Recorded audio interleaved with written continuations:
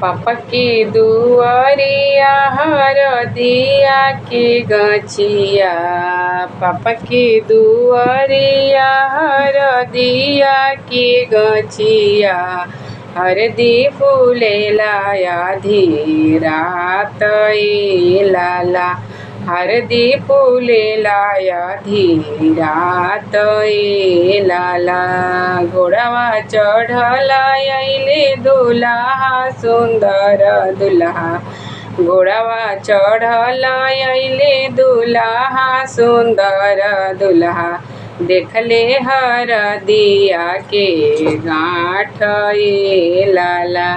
देखले हरदिया के गाँठ ए लाला। इहो हरदिया हो हमारा के चाही। इहो हरदिया हो हमारा के चाही।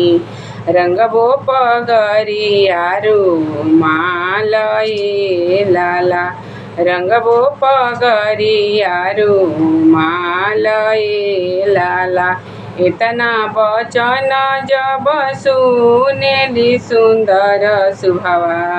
इतना बचन जब सुनेली सुंदर सुहावा।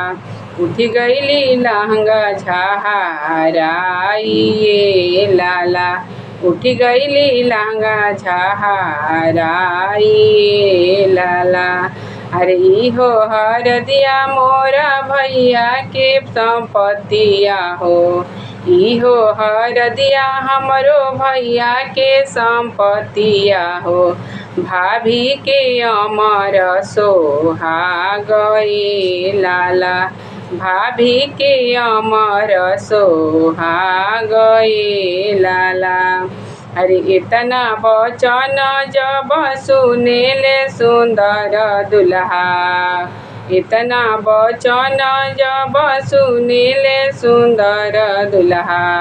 उठले चौक से खिसियाई ए लाला।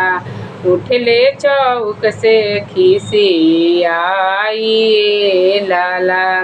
अरे तोहरो बहिनिया सरवा चौके पछोड़ब। तोहरो बहिनिया सरवा चौके पछोड़ब। कैले बो दोसर बियाह ए लाला। कैले बो दोसर बियाह ए लाला। अरे इतना बचन जब सुनेले कवन सरवा। इतना बचन जब सुनेले आपन सरवा। जीजाजी से अरज मार ए लाला। जीजाजी से अरज मार ए लाला। हमरो बहिनिया जीजाजी बाड़ी नादान। हमरो बहिनिया जीजाजी बाड़ी नादान। माफ करी बहिनी हमार ए लाला। माफ करी बहिनी हमार ए लाला। माफ करी बहिनी हमार ए जीजाजी। माफ करी बहिनी हमार ए जीजाजी। हमारी बहिनिया जीजाजी बाड़ी नादान। हमारी बहिनिया जीजाजी बाड़ी नादान। माफ करी बहिनी हमार ए जीजाजी। माफ करी बहिनी हमार ए जीजाजी। अरे इहो हरदिया काटवाई बे जीजाजी।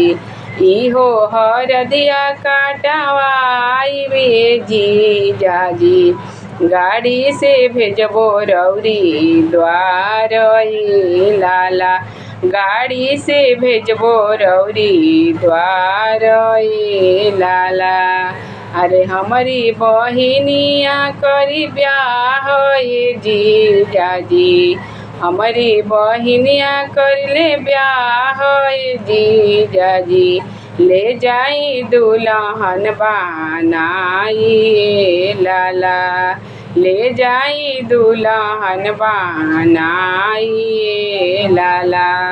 हमारी बहिनिया जीजाजी करी ब्याह जी, हमारी बहिनिया से करी रौरा ब्याह जी, ले जाई दुल्हन बनाई जीजाजी, ले जाई दुल्हन बनाई जीजाजी। पापा के दुआरा हरदिया के गछिया, पापा के दुआरिया हरदिया के गछिया, हरदी फूले लाया धीरात ए लाला, हरदी फूले लाया धीरात ए लाला।